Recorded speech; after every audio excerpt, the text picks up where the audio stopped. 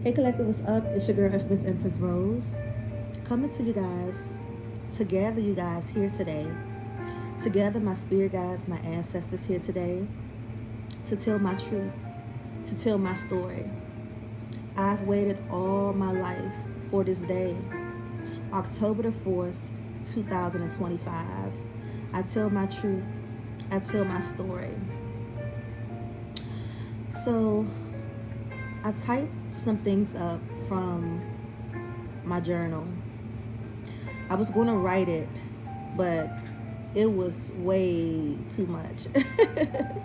It was way too much to try to rewrite, trying to put things in order, and I tried to do the best I could. But anyway, this is my truth. This is my story. Today, I want to share something deeply personal, a dream that Spirit gave me that feels like a message, an initiation. This dream is guiding me to tell my story, to release the energy I've been carrying, and to step more fully into my truth. As I share it, I do so with tenderness, with openness, and with the intention to heal not only myself, but anyone who hears it.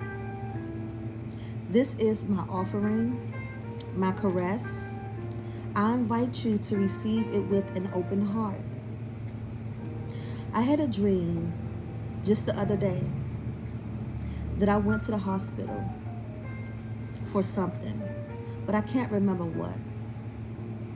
While I was there, I remember getting poked with something that drew blood.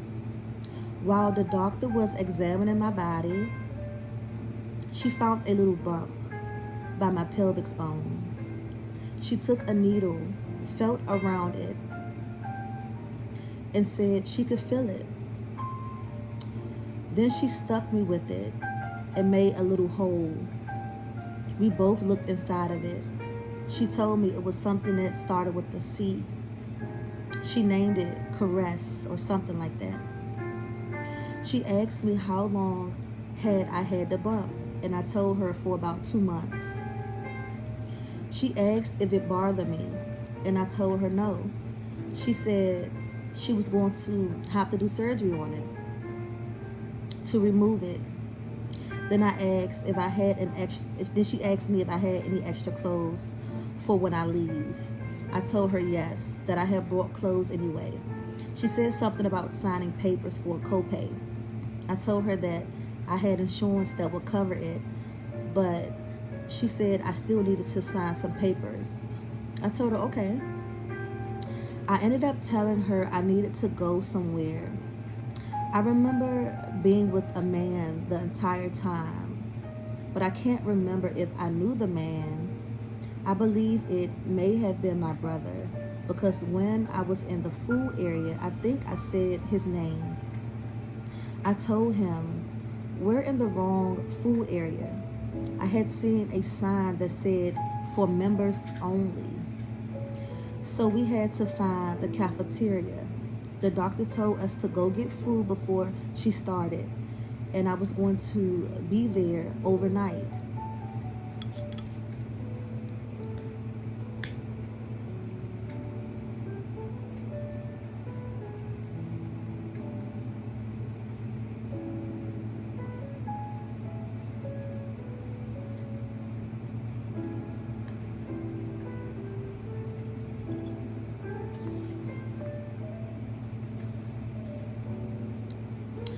Then the dream seemed to switch. I still had the little bump by my pelvic bone and the hole the doctor created to see inside of it. I went to an event. I can't remember if I went with my sister or if she was already there. But I ended up meeting Keisha Coles. She didn't really look like herself, but that was her in the dream. She was with a few people and some dude. Someone asked her what was going on with her and this dude. Were they still friends? They said they didn't see them hanging out together anymore like they used to. She said they were still friends. They just don't hang out anymore because they're both doing their own thing, but they're still friends. I had gone on live and was talking to them, telling them I was from DC. Then I put my phone in my back pocket and just had a good conversation with her. I can't remember exactly what we were talking about, but it was a good conversation. Towards the end of the show, I ran into someone I went to school with. We started talking and she asked, "How have I been?" I asked her the same thing. Then I ran into other people I went to school with and they were all together. We were happy to see each other. One of them was telling me about another old friend who had died in a car accident, something about a bridge. I said, "Oh wow, I'm sorry to hear that."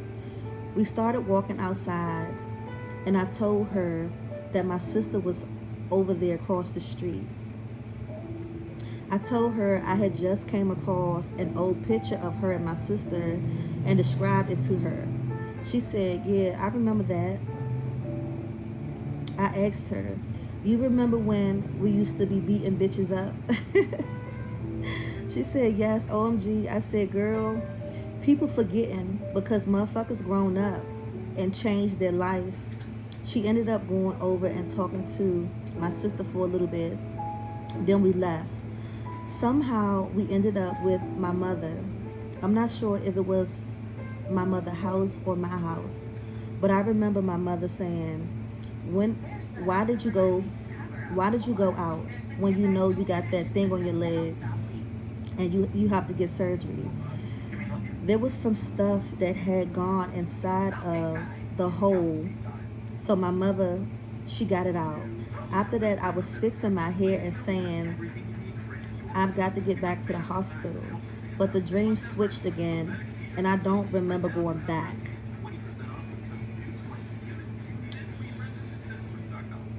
I say this affirmation to myself. I honor my truth. I release my story with love and care. I free the energy that has been held inside me. I speak my truth so my soul may heal and so my voice may inspire others to heal. My voice is scars. My story is scars. I am scars. This is my caress.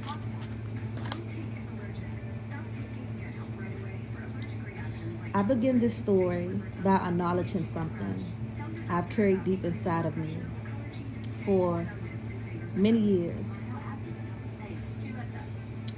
The feeling of being misunderstood, unseen, underestimated, and overlooked. This wound began early with my father. He was the first person to make me feel like I wasn't enough. From that moment, I noticed the same patterns repeating in my life with people misunderstanding me, dismissing my lights, even acting out of envy and jealousy. One day while reflecting on this pain, I was writing about it when I felt a low-pitched ringing in my left ear. That was a direct sign from Spirit confirming this is truth. The beginning of my wounds.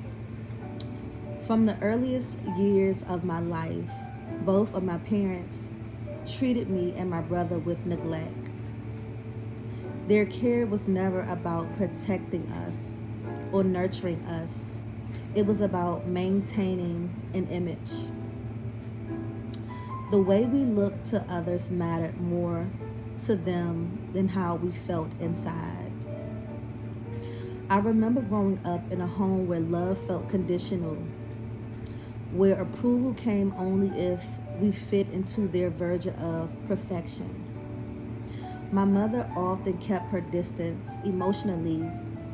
Her attention was selective, giving when it suited her image rather than our needs. Love wasn't freely given, it was earned. My father's care was similar, mechanical, lacking warmth, and focused on control and reputation. Emotional openness wasn't part of our family dynamic. What mattered most was how things appeared, not what was truly going on inside the home. I feel like my parents treated me and my brother like a task, a duty, instead of an obligation, a responsibility. A moment that changed everything. One of the most defining moments of my early life was when I almost died from the sudden infant death syndrome, as you guys know as SID. I was so small, so vulnerable, and at that moment,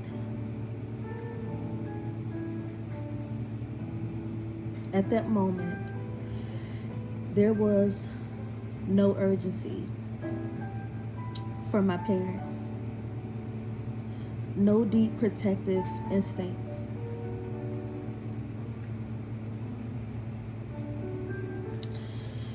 There was a lack of care that still lives in my memory. That moment was a symbol of their neglect, not just physically, but emotionally. It was the first time I learned that my safety was not their priority. From then on, I began to understand that for them, image mattered more than my well-being. They avoided confronting hard truths, shielding themselves from pain instead of facing it. This created a dynamic where my worth became tied to not disrupting their facade. We are mirrors. One of the deepest realizations I've had is that my brother and I are mirrors for them. We reflect parts of themselves that could not face wounds they have not healed. Their neglect towards us wasn't just about us as children. It was about the parts of them we reflected. My existence, my brother's existence, became a living reflection of truths they avoided. This mirroring brought tension, projection, and deep wounds, but it also planted seeds of awareness in me. I began to understand that their actions towards us were karmic. My father, in particular, carried shadows that he projected onto me and my twin. I believe part of the reason we were treated differently was because of the light and the destiny we carried. We carried a light that stirred something unhealed in him. The impact. This experience shaped who I am in profound ways. For me and my brother, love and safety became conditional. We learned early that to be loved, we had to meet certain standards.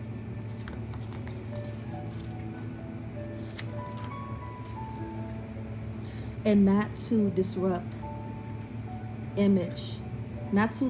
image they wanted to maintain. This left wounds of mistrust, a need for self-protection, and deep sensitivity to emotional neglect. But it also gave me resilience I grew out of survival. I learned how to protect myself even when love felt absent.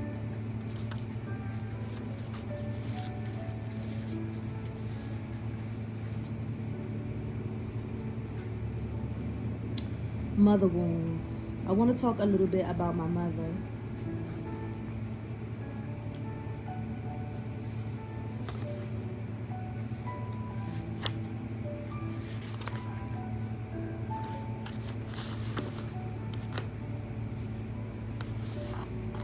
No, before I talk about my mom, I want to talk about more into my childhood. Then we're going to go into talking about my mother. As far back as I can remember, and I know for sure that what I'm about to get ready to talk about is going to make me extremely emotional.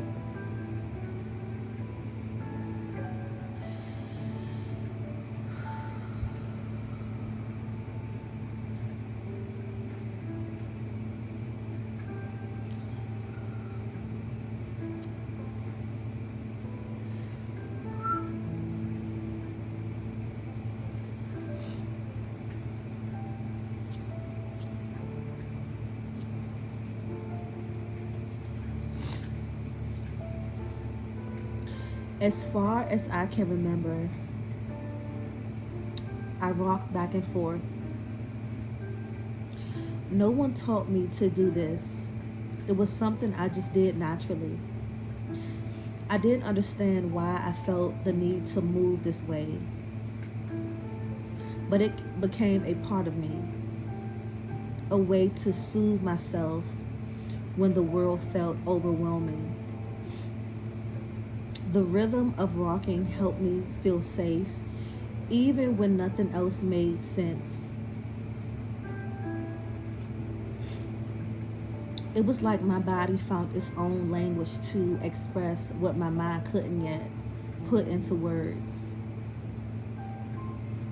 Even though I no longer rock my full body back and forth like I did as a child, that energy still lives in me.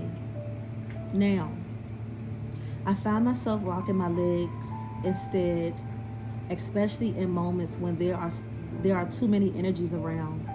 When I feel upset, when the energy feels heavy or off, or when I'm trying to go to sleep.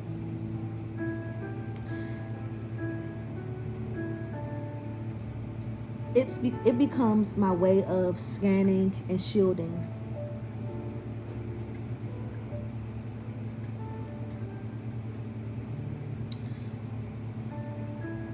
But it's still that same rhythm, a physical language my body uses to let me know when something is off, when I need to ground myself spiritually. I've learned this is called rhythmic movement disorder, RMD, a neurological condition where a person experiences repetitive body movement, especially before sleep or during moments of anxiety and stress. But for me, this rocking wasn't just a habit, it was a physical and spiritual response to the challenges I faced as a child. Spiritually, rocking back and forth connects to the ancient rhythms of the universe, the ebb and flow of energy that sustains all life. It is a dance between the physical and spiritual, a grounding force that anchors me even when life storms rage around me. This movement became a meditation, a way to center my soul and call upon my ancestors' strength. It is my body's scarce language, a form of protection, self-soothing, and deep spiritual grounding. Through my movement and sensitivity, I've come to realize I'm connected to deep lineages. I won't name all of the lineages, ones that crosses time and space. My spirit is linked to the Anilwaya Cherokee Indian, Ethiopian, Lyran, Ceres, my bad, Arcturian lineage, Palladian lineage, Esmec, Oceanic, so many different lineages across time I'm connected to. Ancient starseed roots that infuse me with cosmic wisdom and power. These connections remind me that my journey is not just mine alone. It is part of a greater cosmic dance of awakening. Before I had words for fear, I had visions. As a child going to sleep, I saw green faces. His face, my father's, glowing, twisted, watching me in the dark. I didn't understand why was I seeing him this way. Why did his energy follow me into my sleep? It was more than nightmares. It was my spirit processing what my body couldn't explain. Green wasn't just a color. It was an energetic message.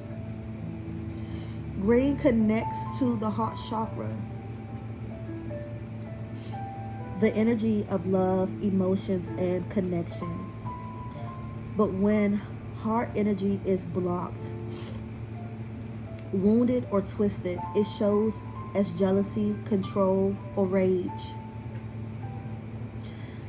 I spiritually perceived the truth beneath his surface. Not just my earthly father, but his energy.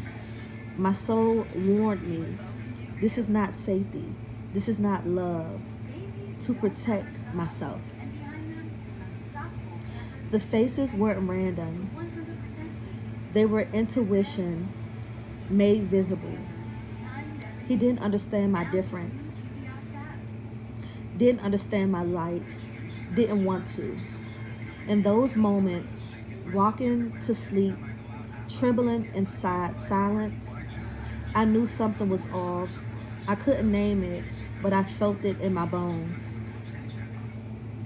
Then came Christina Aguilera. I remember this like yesterday. Her voice, raw, so deep, defiant, wrapped around my wounds like bandages.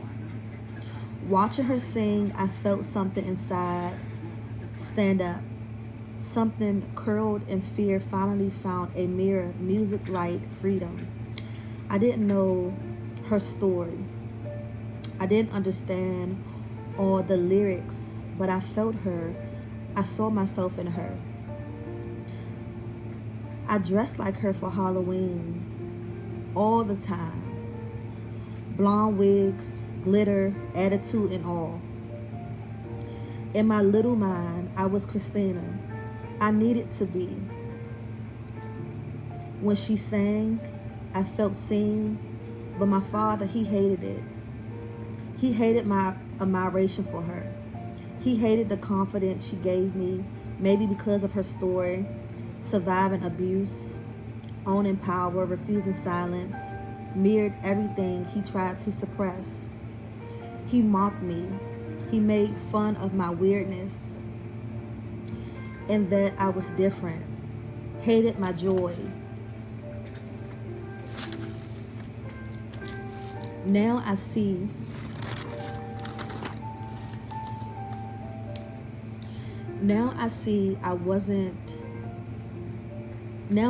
it wasn't me he hated.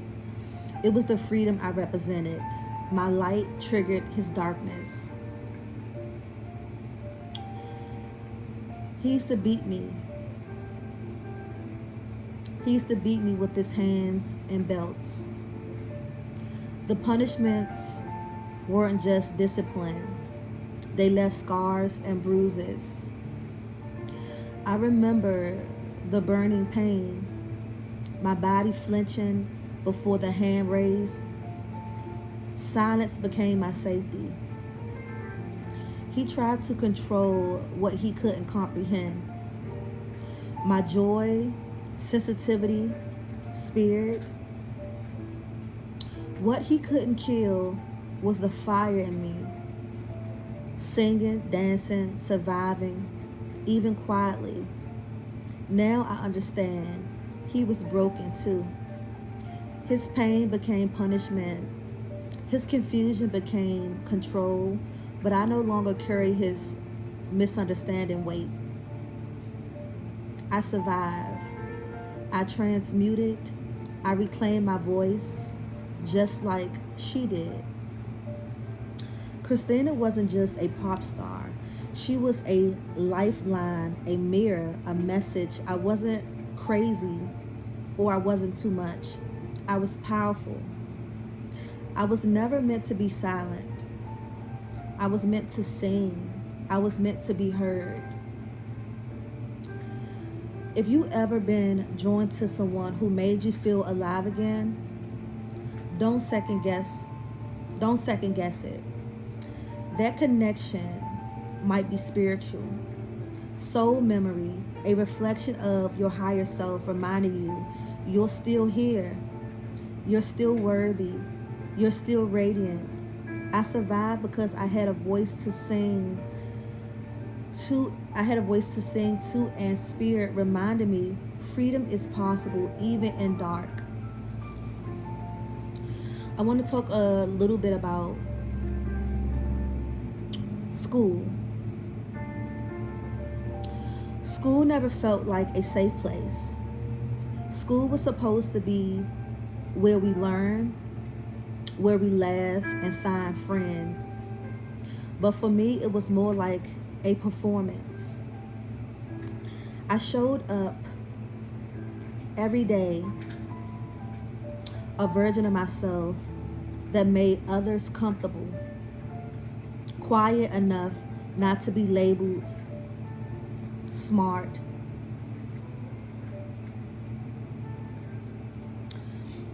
quiet enough not to be labeled, smart enough not to be ignored, and kind enough not to make waves. But I never felt like I belonged. I wasn't slow, I wasn't lazy, but sometimes my mind moved too fast or too deep. You guys know that I talk fast. This is something that I've been working on for a while, ever since I started my YouTube channel. This is something I've been working on. I'm extremely proud of myself because this is a goal that I wanted to, well, I'm not gonna say so much as a goal, but this is something that I wanted to learn how to slow down when I talk. So I've been noticing a lot in my messages that I put out that I'm not stumbling all over my words like I used to. I've slowed down, and I think because my mind, it's like my mind moved faster than my mouth. So that's something I'm extremely proud of myself for, okay?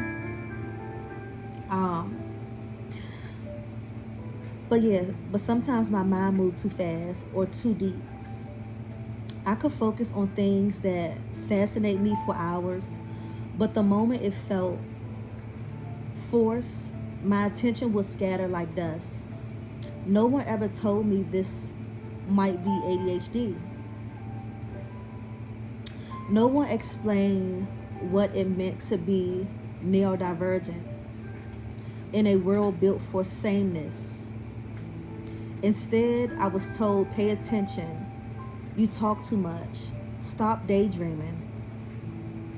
You're smart, but you don't apply yourself.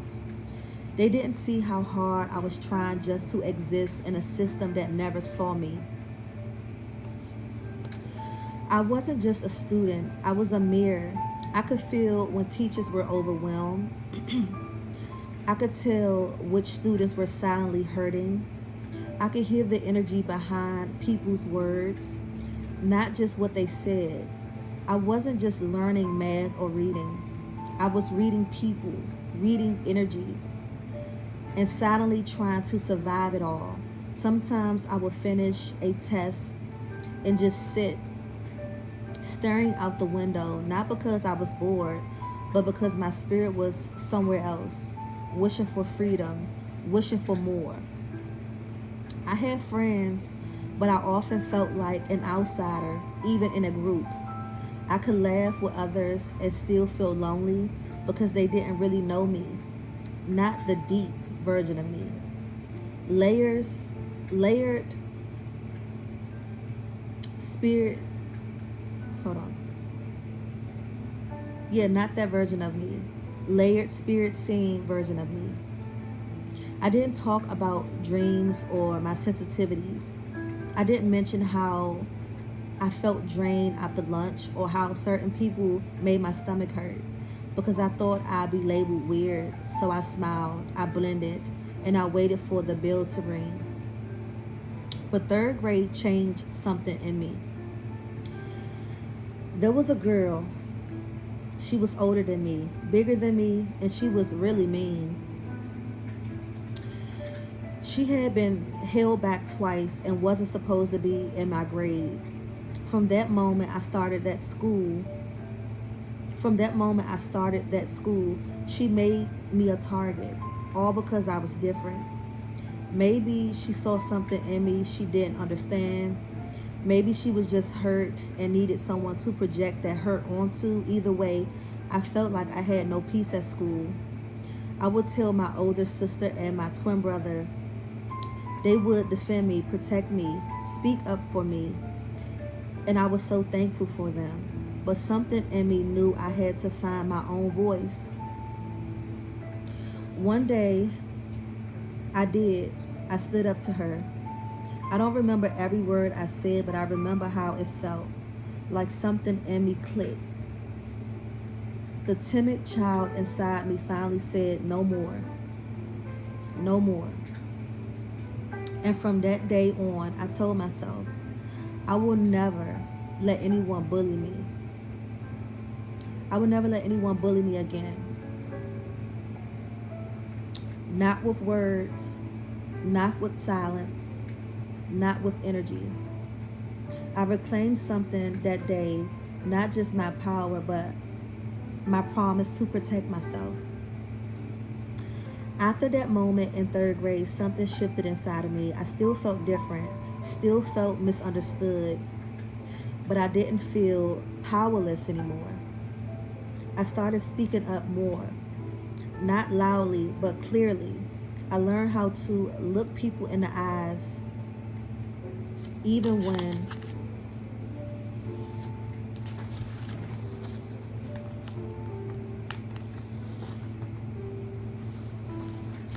when my hands were shaking. I started honoring my emotions instead of hiding them. That girl had tried to break something in me, but instead she woke something up. A fire, a boundary, a voice. I didn't know it then, but that experience marked the beginning of my inner leadership. I wasn't just surviving anymore.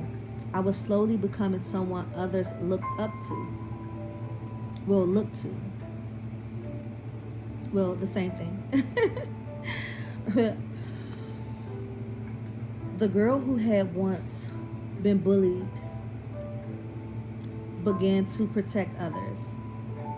The quiet one became the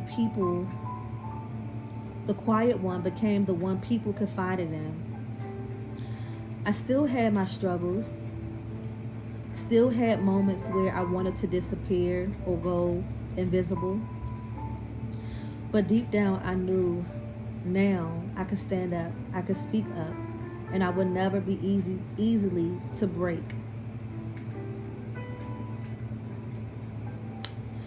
In my household, my mother was the calmer one. She was more calm than my dad was. Growing up, she was the more laid back parent, soft spoken, cool, and calm compared to my father. You could talk to her about almost anything. She didn't play though. She had boundaries and she could check you if needed, but her energy was softer. My dad, on the other hand, was strict, loud, quick to anger. He yelled a lot, and he punished me and my brother all the time. It wasn't just discipline, it was abuse. Me and my brother took the blows. We got the worst of it all. My other siblings didn't get beaten like we did. I barely remember them getting whooped at all. Maybe once or twice. But me and my brother, we caught it regularly. It wasn't just belts. It was hands. It was rage. And though my mother didn't always step in, I know she didn't like it. I used to see on her face. She'd speak up sometimes, try to protect us, but I could feel she was backed into a corner, trying to survive the same man who was hurting her children. And yet, she stayed because he was the husband, the father, the provider. And yes, I'll give my father that. He was a great provider. But what I learned over time was, at some point I thought that him buying us things, materialistic things, was love. And that was never love. He provided. We had everything a kid could ever want.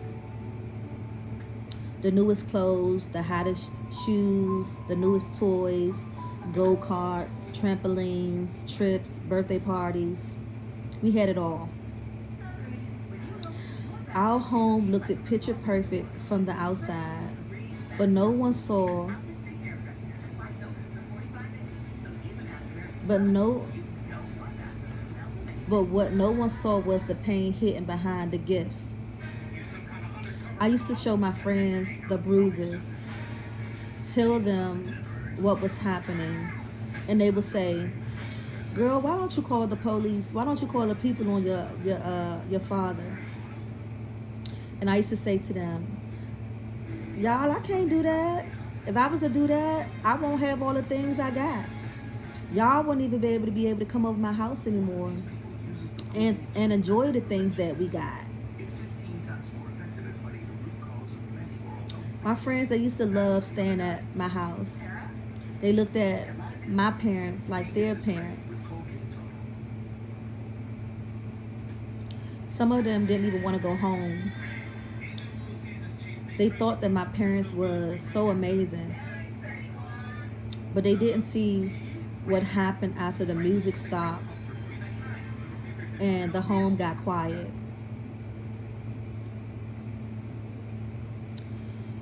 Whenever it got too bad, me and my brother would call my uncle and his wife. They were like our safe space. Their home was like our safe space. The ones we could talk to, the only ones who really knew what was going on. And even through all of it, a part of me still thanks my dad, because his tough love, although brought pain and it was painful, taught me how to stand up for myself. In his house, you had to know how to fight. Emotionally, physically.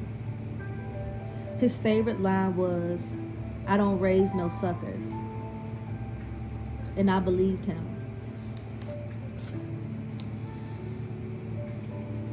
In my household, my father, he was really, really, really strict. Like I said, you couldn't be no sucker. And when it was time to get your ass whooped, and he said that he gonna make you touch every wall in the house, that's what he did.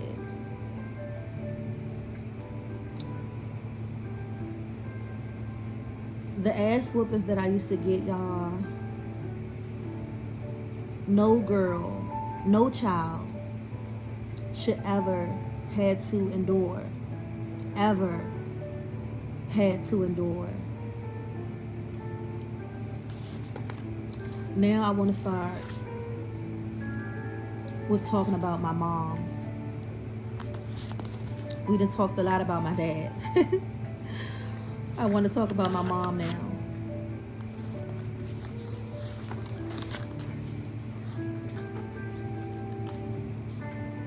Y'all heard me talk a little bit about my mom and how my upbringing was with her. Again, it was always about an image with her.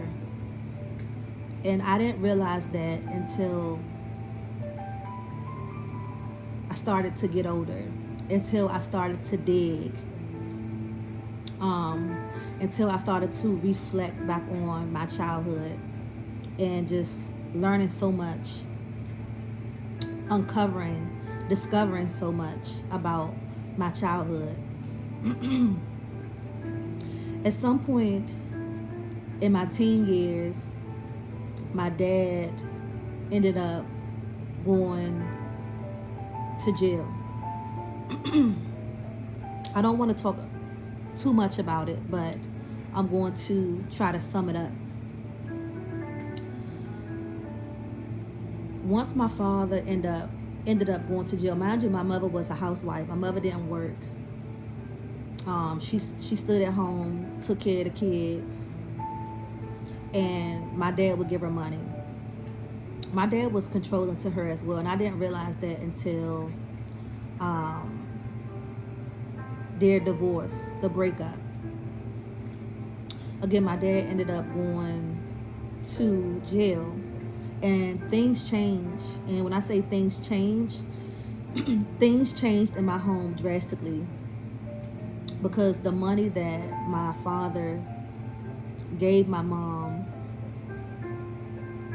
to have once he went to jail, she ended up blowing the money, spending it on God knows what. But she changed. I had ran back into one of my cousins, and if I knew that my cousin was who she was back then, I would have never gave my mother her contact information. But I did when I ran into her. She asked me, how your mother been, da da da da da. Told me to give my mother her number, and I did. And like I said, I should have never did that. Mind you, my mom and my dad was married for 19 years. I feel like once my mother hooked up with my cousin, mind you, my cousin was wild. I had already heard stories about her, but I didn't know that she was wild like how she was. You know what I mean? Like, she was over the top wild. And I didn't find this out until her hanging with my mom.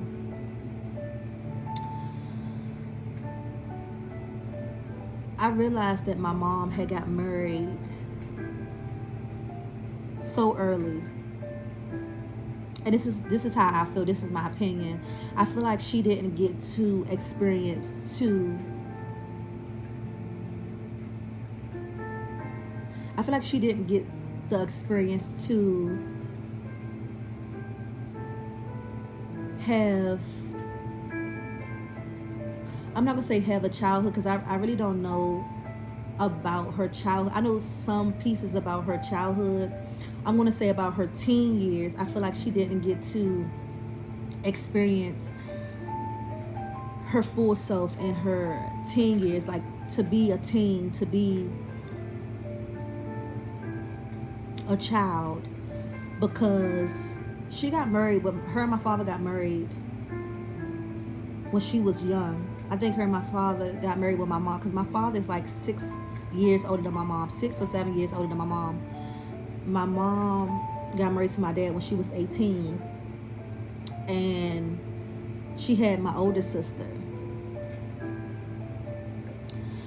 I feel like once my dad went to jail, it was like my mother, she went buck wild, like buck wild, okay? And, excuse me, again, she started hanging out with my cousins. They was just doing God know what. My mother ended up meeting this dude. We didn't like the dude. It was a lot with that. I don't want to really get into that. But when we would go visit my dad, I would snitch. Me and my brother, we would snitch. I would tell my father that my mother, is cheating. Like, and it was a lot with that. It was a lot with that.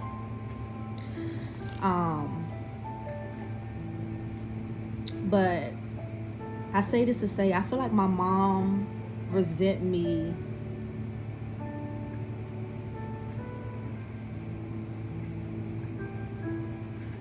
I feel like my mom resent me because the life she lived, the image that she always wanted, or the image that she always had, that got taken away from her because I was snitching. And me as a child, I didn't know no better. Like, the only person I knew was my dad. I didn't know nobody else. For my mother to bring another man into our home, I just couldn't understand. And me being so young, I used to tell my mother all the time, Mom, why are you having this man in our house? It got to the point he ended up living in our house just after a couple months. I don't know how long she dealt with him, but I know after like a couple months he started living in our house. And we was not having that shit. We fucked this man up every chance we got until he left. But I used to tell my mom all the time, Mom, if you're going to do what you're going to do it outside the home. Do not bring this man in the house. But to her, because I was a child, I didn't know nothing. I'm just a child.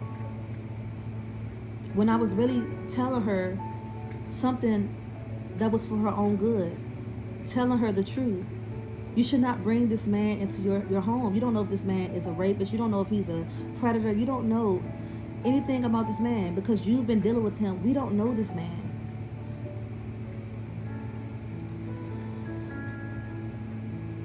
As I got older, I started to see things within my mother. Jealousy. My mother, I don't know when, I can't say I don't know when, but at some point my mother became jealous of me. I remember one day I went and got my eyelashes done. And when I came back home, my mother said something to me like, I don't know why you went and got your lashes done. They look ugly, or something she said like that. I don't like them on you, or something.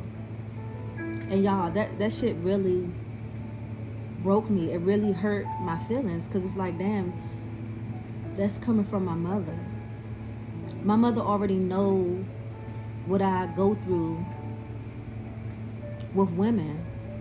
I remember me getting my first job, and I went home and told my mother that it was a girl at my job that didn't like me for no reason.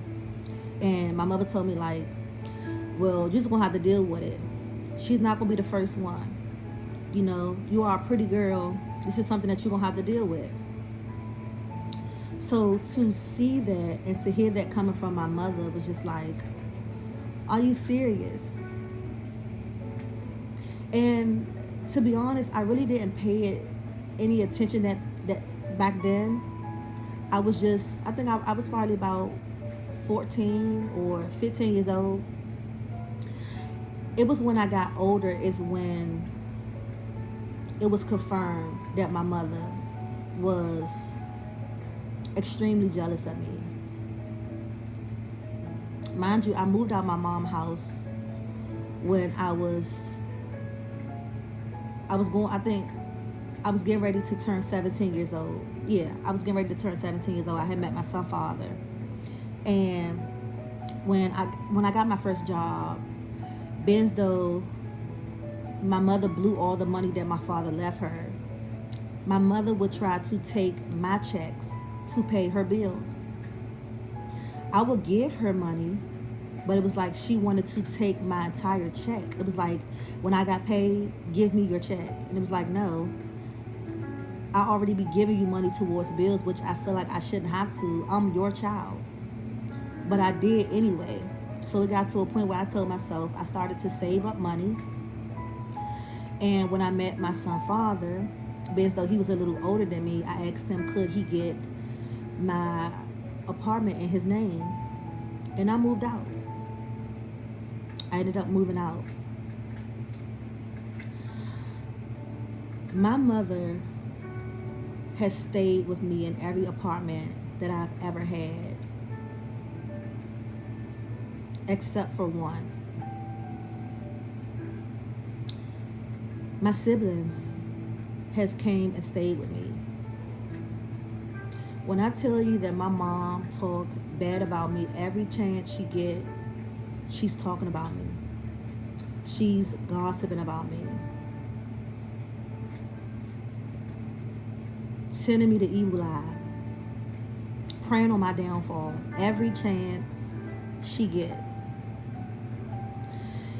And back to what I was saying about when I confirmed my mother was extremely jealous of me, was back in 2000. I think this was back in 2019. Yeah, back in 2019. At this time, my mom was living with me, and it was my birthday. I was getting my hair done by my baby father's sister. And, you know, we just chilling, we having a good time, listening to music, my mom drinking. My mom, she drinks a lot. And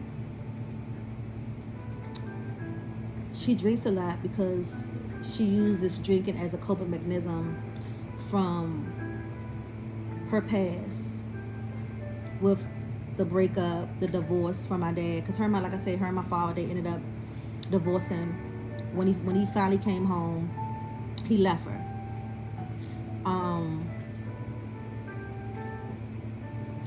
While I was getting my hair done, my mom, she was drinking. Like I said, we was listening to music, having a good time, just talking. And out the blue, while I was getting my hair done, my mother, she pulled my hair and told me, oh, bitch, you think you all that? And I'm like, what? Like, where the fuck did that just come from? Like, why the fuck would you just pull my hair? And I went off. I went off that day. And that day, I put my hands on my mother. My neighbors, they ended up calling the police. They were trying to arrest both of us, but I was like, no, I'm not going to jail today. Today is my birthday. This is my house. I do not want her here anymore. She gotta go. So they ended up arresting my mother. And I had put her out.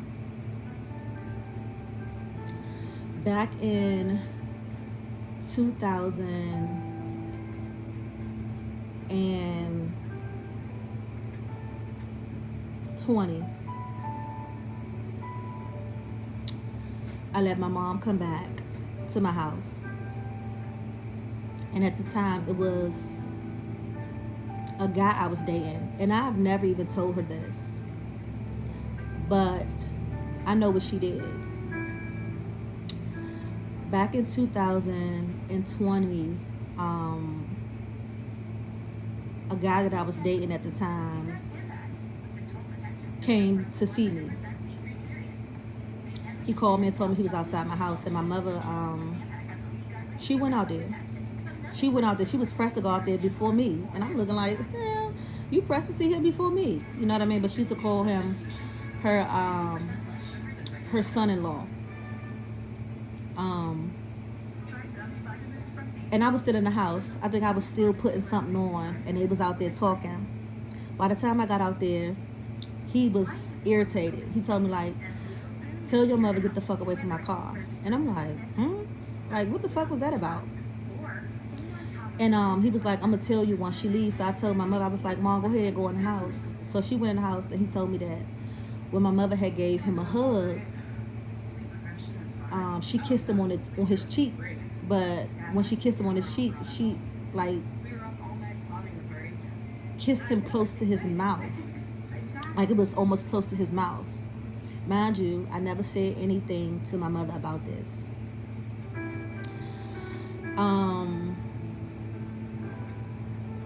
2021, my mom, she's no longer living with me. I think I ended up putting her out again. And my mother called me one day saying he want her, and it was just a big thing. It was like an everyday thing, like an everyday battle. My mother would call me talking about this dude I dated. Mind you, me and him wasn't on good terms, not because of that situation, but we wasn't on the best of terms. But this would be something that she would call me, oh, he don't want you, he want me. And I'm just like, he does not want you. And my thing is, if he did want you, why wouldn't you say anything to me about it? This is like, damn, you want my leftovers? Like, she was adamant about getting him or wanting him type shit. Like, that was a big thing. And that shit went on for months. Like, months and months. It was to the point I had to block her. So I'm like, damn, like, my mother want to deal with somebody that I already been fucking on, that I was already dealing with. Like, what type of wild shit is that? Like, my mother has done a lot of wild shit to me. She even told me that she hoped I catch AIDS. Like, she has said a lot of crazy shit to me. And I forgive her. I do. I forgive her, but I would never forget the things that she said to me. Okay.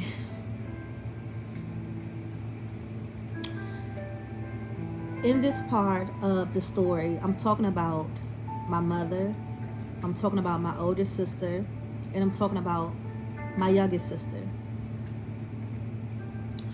With my mother, I understand now that her feelings towards me come from a place of deep personal pain and unresolved history. Her animosity isn't about me personally in the way I once thought. It comes from her own wounds and patterns that go far back. She tends to measure what she gave versus what she received. And in her mind, she feels she's invested a lot but didn't get back what she wanted. This imbalance created this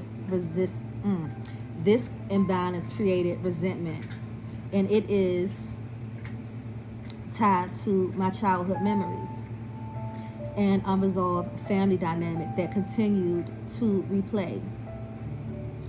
There's something from the past, something heavy she carries, which I just discussed it, which I just talked about, that keeps her feeling hostility. I now see that this resentment is hers to carry, not mine to take on. My role is to protect my energy, hold my truth, and not allow her wounds to define my worth. I also feel like when it comes to my mom, and I'm not trying to be egotistical or boastful, but I feel like when it comes to my mom, the woman I am is the person that she wish she could be or could have been. Okay? Now I'm getting ready to talk about my older sister. Mind you, me and my older sister, we never really had an issue with each other. But I started to realize, I started doing tarot about 2 years ago. I didn't really start it to be on my YouTube channel until like last year, consistently last year. But I've known about tarot for years, since 2015. And I had a spiritual advisor. And last year, my sister, she started to get on her spiritual journey. I started my spiritual journey back in 2020. She got on her spiritual journey last year, and she wanted to get into tarot. She would call me, ask me for advice, call me, ask me, things about tarot and stuff like that. I noticed a pattern with her that I didn't like. I noticed that the only time that she would call me is for advice about whoever she was talking to at the time, or somebody from her past, or whatever the case may be, or spirituality or tarot. That would be the only time my sister would call me and want to talk. It would never be like, oh, hey sis, what's up, how you been, you want to hang out, shit like that. You know what I mean? It was never nothing like that. So that kind of rubbed me the wrong way, because I feel like you're using me. I feel like you're using me. So recently, a couple months ago, mind you, when it comes to my father and me telling my story, I shared some things on my IG a couple months ago where I outed my sister for copying me, for watching me. And I feel like at times she used to try to discredit me, because it was like things I said to her, she would try to say to me as if she's teaching me, but I've already told her that. And shit like that. I can't stand when people do shit like that. Instead of giving a person a credit, they try to dismiss you, dismiss your credit, and make it seem as if they already knew something that they didn't, and you taught them. But like I said, I outed my sister about, copying me, about watching me, and shit like that. So here it is. With my oldest sister, the dynamic is different. Her copying of me and her behavior towards me comes from a place of both admiration and insecurity. She watches closely and mirrors what I do, but this isn't purely malicious. It's part of her learning process. She is experimenting, testing boundaries, and trying to figure out her own path. This comes with a mixture of curiosity and competition. Her behavior shows she is still discovering herself and her gifts. She is measuring boundaries, sometimes without full awareness of the impact. I understand now that this is her process, even if it feels frustrating to me. It is not about harming me intentionally, but about her own growth, her own testing, and her own immaturity in how she approaches it. My guidance here is to protect my space, hold my boundaries, and not let her experiments destabilize my own path. I must remain grounded and centered in my own truth. So that's how I feel about my oldest sister, and I want to say that there's no hard feelings. I forgive her. Now I want to talk about my youngest sister. I always felt like my youngest sister, she never really liked me. That's just the energy. Like I'm a person that picks up on energy, and that's always been the energy that I got from her. And from over time, what I've been studying and the dreams I've been having, I now realize where her animosity stemmed from. My youngest sister animosity towards me come from a mixture of confusion emotional insecurity, and unresolved comparison.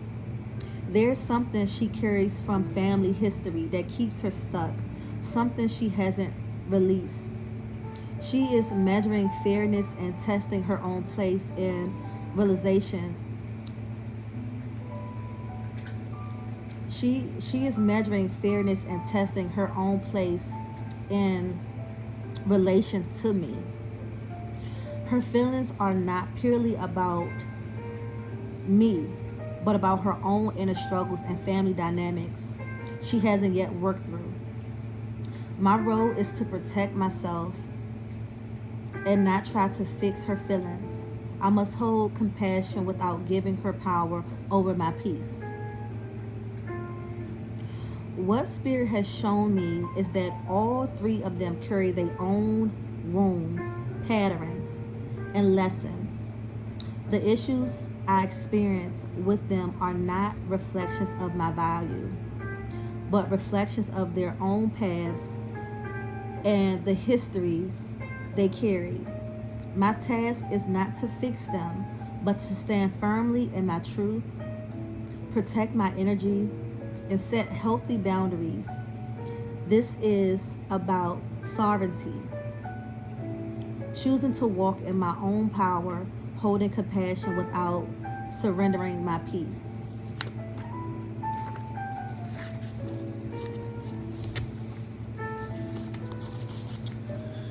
Next, I want to talk about my first spiritual awakening back in 2020, how I got on my spiritual path. In 2020, I experienced a moment that forever changed the way I understood myself and my connection to the unseen. At the time, I was on Depo Provera. My body felt different, though I couldn't fully explain it yet. Though I couldn't fully explain it yet. Mind you guys, I was on Depo for 10 years. After I had my son, about a month after having him, I ended up getting on Depo, and I was on it for a very, very long time. My body felt different, though I couldn't fully explain it yet. There was something steering deep inside of me, an energy shift that I knew was calling me, but I did not yet understand why. I decided to do a spiritual bath. It was more than cleansing my body. It was a ritual to cleanse my spirit. As I prepared, I set intentions without fully knowing what they were. I called on my higher self, my guides, and the divine to be present with me. The herbs, oils, and water became a vessel of transformation. When I stepped into the bath, I felt something shift deeply within me. There was an opening, a release that night in a way that surprised me. I began my menstrual cycle. Mind you, while I was on Depo, I had never had a cycle. But this day that I took this spiritual bath changed everything. I ended up coming on my cycle. I knew intuitively that this was no coincidence. My cycle had returned, not simply as a physical process, but a spiritual sign, a symbol of rebirth. My body was releasing old energy, old wounds, and old timelines. It was an initiation. From that moment, I knew I had crossed a threshold. My senses began to sharpen. I began to notice signs, symbols, energies that I had never recognized before. That was my awakening, my first step into a deeper spiritual life. It was both intimate and profound, a meeting of body, spirit, and soul. The awakening taught me something essential, that spiritual transformation does not always arrive as a loud revelation. Sometimes it arrives quietly through cycles, through rituals, through the body remembering what the soul has always known. That moment became a cornerstone of my healing the day I first opened my door to my spiritual self.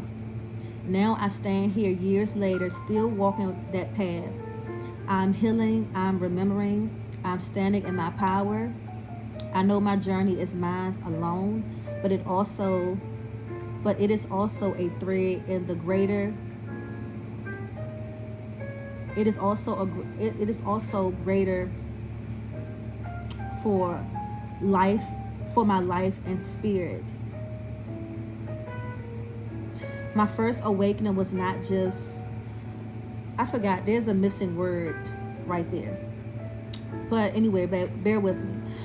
My first awakening was not just a beginning, it was a calling, and I answered.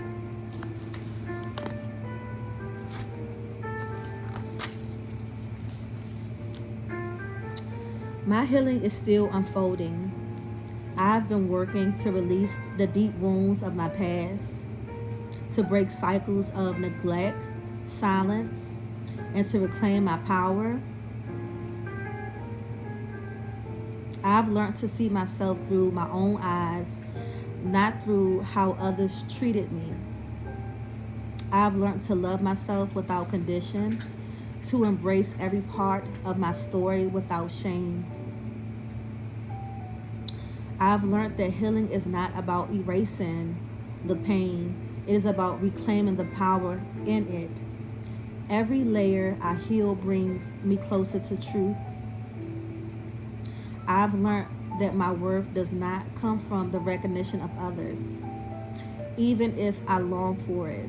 It comes from knowing myself and my purpose. Part of my healing journey is also learning to continue to stand firm in my gifts, no matter who sees them now. Spirit keeps reminding me, my work is seen in higher realms first, even if the earthly recognition isn't immediate. This truth has become my anchor. I stand in my power.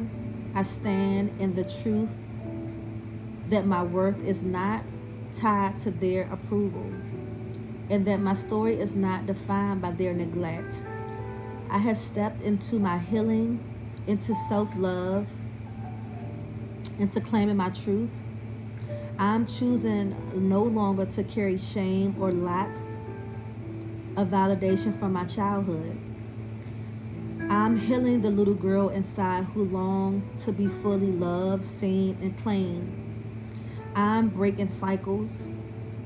I'm standing in the light of my own worth, and I walk with confidence, knowing that I have strength to heal myself and the power to transform my pain into purpose. My healing is ongoing, but I am committed to it. Every step I take is reclamation of my soul, my voice, and my life. This is my journey, deep scars and still unfolding. A heartfelt message of forgiveness and release. Again, I forgive my sisters.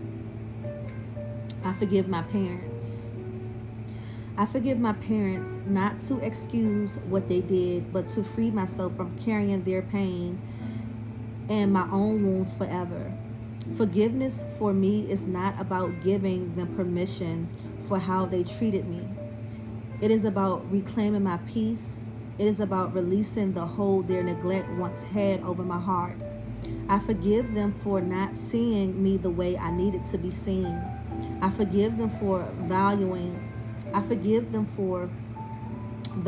image over love. I forgive them for absence, for the words left unsaid, and for the protection I never received. But I also release them. I release their expectations, their judgment, and their shadows. I release the need for them to acknowledge my worth, because my worth has always existed beyond their recognition. I release the pain of their absence. replacing it with love for myself and healing I'm creating. I see them clearly now, not as perfect parents, but as human beings carrying their own wounds, just as I carried mine. And I choose not to carry theirs anymore. I choose to walk forward in my life with clarity, with compassion, and with power intact. Today, I set them free, and I'm doing so. And in doing so, I set myself free. This is my story. Thank you.